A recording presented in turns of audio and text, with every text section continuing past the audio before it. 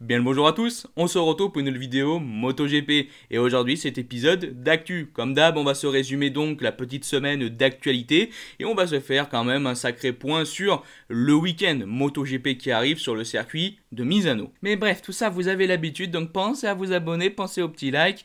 Bref, allez, on est parti sur notre sujet. Et on commence tout d'abord par les horaires de ce Grand Prix donc de Misano. Comme d'hab, je vous les affiche donc. Il n'y a pas de changement par rapport au Grand Prix d'Aragon. Donc voilà, je vous les affiche rapidement. N'hésitez pas à mettre pause si vous voulez les voir précisément. On passe maintenant à la météo et là, oui, il va clairement y avoir quelques changements par rapport à Aragon, enfin potentiellement, hein. Comme d'habitude ce ne sont que des prédictions météorologiques, mais bref, du coup vendredi on devrait normalement retrouver un bon petit soleil, tout comme dimanche. Il y aura peut-être un petit peu de pluie l'après-midi, mais normalement on devrait avoir soleil vendredi et dimanche.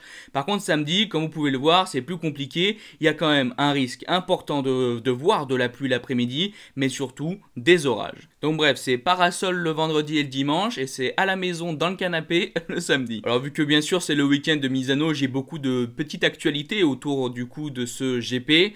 Et tout d'abord, il va y avoir du coup une nouvelle machine pour Luca Marini, le pilote VR46, le pilote Ducati. Et la voilà donc, cette nouvelle livrée spéciale, bien sûr, pour ce Grand Prix de Misano. Bon, chacun ses goûts, hein, je vous le dis directement, chacun ses goûts.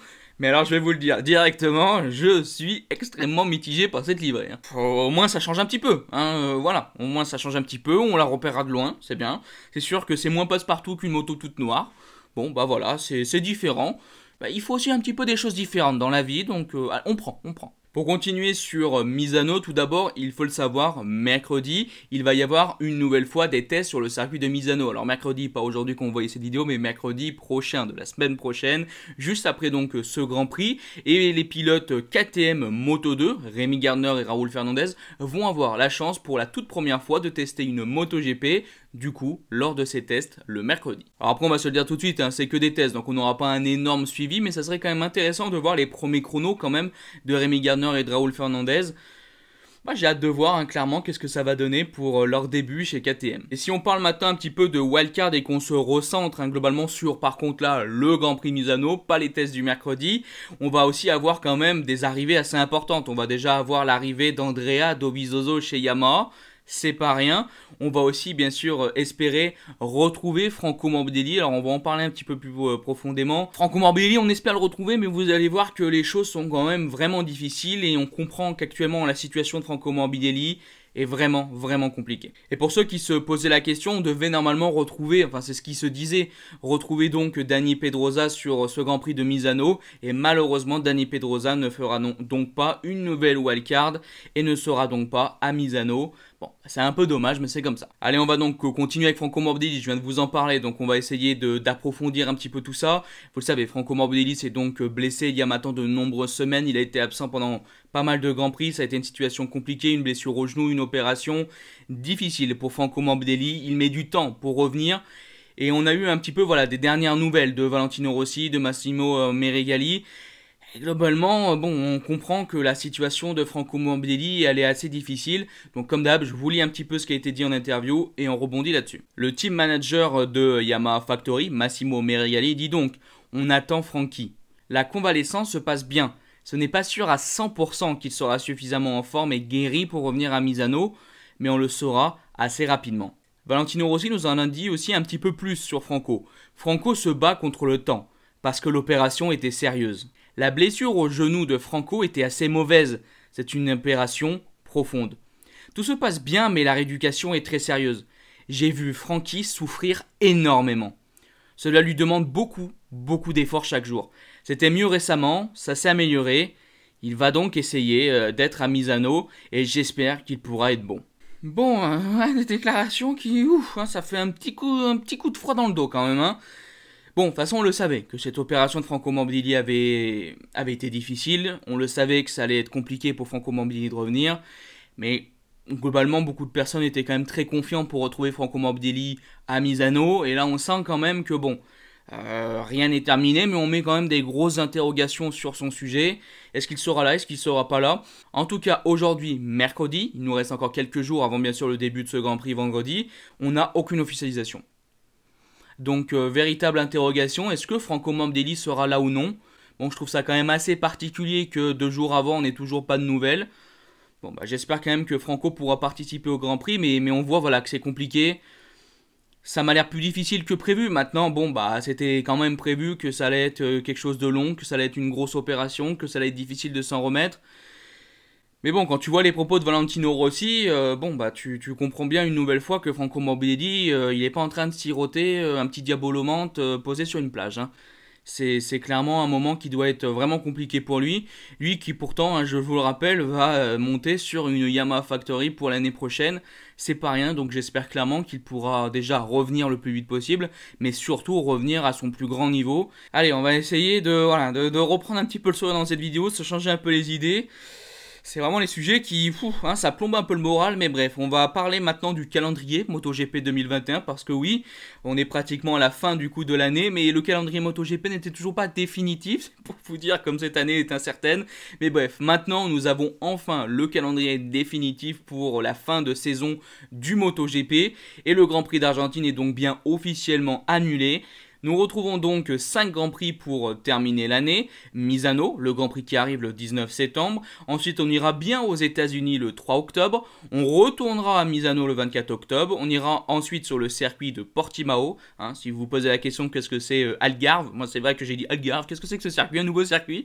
Non, c'est Portimao, ne vous inquiétez pas. En tout cas, Portimao, ce sera le 7 novembre. Et on terminera l'année, comme on le fait d'habitude, à Valence le 14 novembre. Bon, alors, bonne nouvelle, il y a le circuit des États-Unis. Ça, je suis très content, même si niveau horaire, je pense qu'on va avoir un petit peu du mal.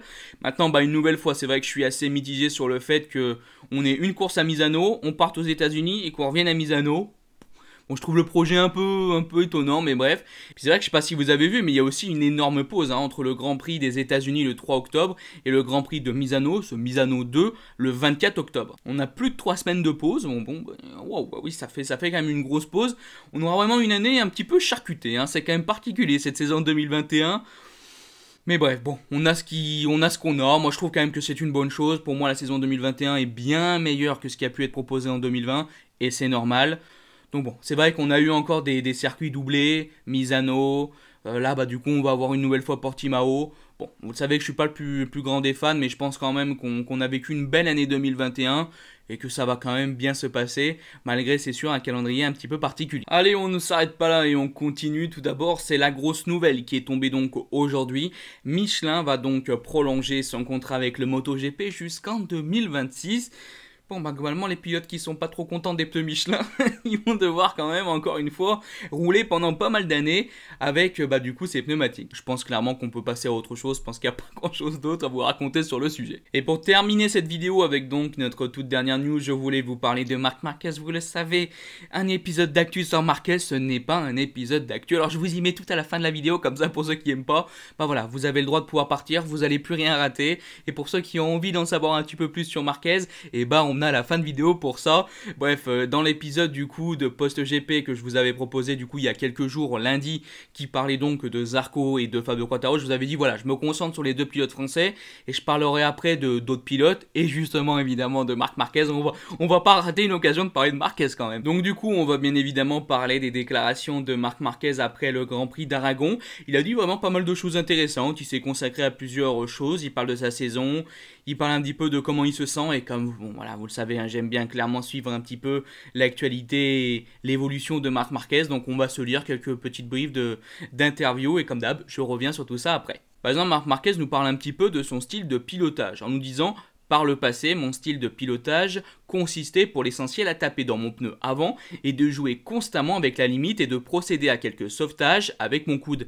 Mais ce n'est plus quelque chose que je suis capable de faire, du moins pour l'instant. Sitôt que je fais un petit mouvement, je chute. C'est pourquoi d'ailleurs j'ai autant d'accidents cette année. Par le passé, j'ai réussi à récupérer la moto quand je perdais l'avant, alors que maintenant je ne cherche même pas à rattraper quoi que ce soit. Par exemple aujourd'hui, lors de ma bataille avec Pecco, je ne me sentais pas en plein contrôle lors de certaines de mes tentatives de dépassement, et donc je partais large en me contentant de simplement relâcher les freins. Mais je suis certain que dès que je serai en meilleure forme, je serai en mesure de me battre comme avant. Et ça fait plaisir. Il continue en parlant un petit peu de ses doutes, bien sûr, pour retrouver son meilleur niveau. Il y a bien sûr des doutes et nous travaillons sur cela. Lorsque j'ai fait mon retour à Portimao, je m'attendais à retrouver plus rapidement mes sensations, surtout en ce qui concerne le pilotage de la moto. Mais pour l'instant, je ne peux toujours pas piloter comme je le souhaite, car dès que je le fais, je chute. Je ne peux donc pas piloter de façon habituelle pour l'instant et c'est difficile pour moi de trouver une façon de faire autrement. L'objectif était de trouver le moyen de redevenir compétitif, même si ce n'est pas avec le même style de pilotage que par le passé. Comme nous l'avons démontré ici ou bien encore en Autriche, piloter d'une façon différente ne signifie pas nécessairement être lent. Mais tout ne dépend pas que de moi. Il faut que nous continuions aussi à travailler avec l'équipe sur la moto. On termine par un petit bout d'interview où il parle rapidement un petit peu de sa sensation pendant la course que j'ai trouvé assez marrante. Bref, je vous lis tout ça. J'espère que tous les fans ont pris du plaisir à regarder ce duel. Il parle bien sûr du duel de fans Grand Prix en Aragon entre lui et Francesco Bagnaia. Ce fut une belle course et pour ma part je dois dire que j'ai pris beaucoup de plaisir sur la moto. Enfin, j'ai tout de même souffert plus que j'ai pris de plaisir. Ce soir ça va être très sympa de revoir la course autour d'une bonne pizza. Donc voilà un petit peu toutes les déclarations de Marc Marquez, pas mal de petites choses. Bon, globalement on n'apprend rien de sensationnel, mais une nouvelle fois, et ben voilà, on suit un petit peu le sujet Marquez. Et c'est vrai que je trouve ça quand même assez étonnant que le gars te dise voilà, bon bah j'espère que vous avez pris du plaisir, moi je me suis bien amusé. Et puis là après tu sais, il y a petite pause dans sa tête, puis il se dit ah non, enfin j'ai quand même plus souffert que pris de plaisir. Oh, oui, bon, c'est fou, fou. Bref, globalement, qu'est-ce qu'il faut retenir de tout ça? Marc Marquez, bah, tout simplement, il s'attendait quand même à voir sa situation physique progresser bien plus rapidement que ce qui se passe aujourd'hui. Et c'est bien sûr extrêmement difficile pour le pilote. Et moi, ça me fait du mal quand j'entends dire Marquez qui doit changer de style, qui doit faire évoluer les autres choses, qui doit faire évoluer globalement comment il pilote. Parce que moi, je suis tellement un amoureux, hein, je le dis, je suis un amoureux de son style de pilotage. Donc ça me fait de la peine globalement de ne pas voir un Marc Marquez revenir avec ce style de pilotage tellement exceptionnel. Et ouais, c'est frustrant globalement ce qui se passe avec Marquez.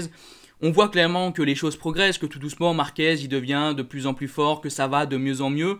Mais c'est vrai, comme il le dit, c'est la progression si lente en fait qui fait mal. Parce qu'on voit clairement que ça progresse, cet état de santé de Marquez, mais cette progression, c'est vraiment petite étape par petite étape par petite étape, quoi.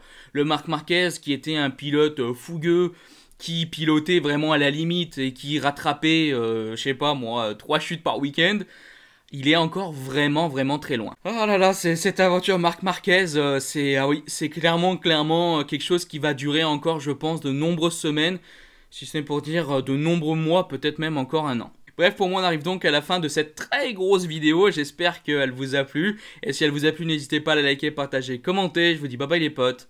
Ciao!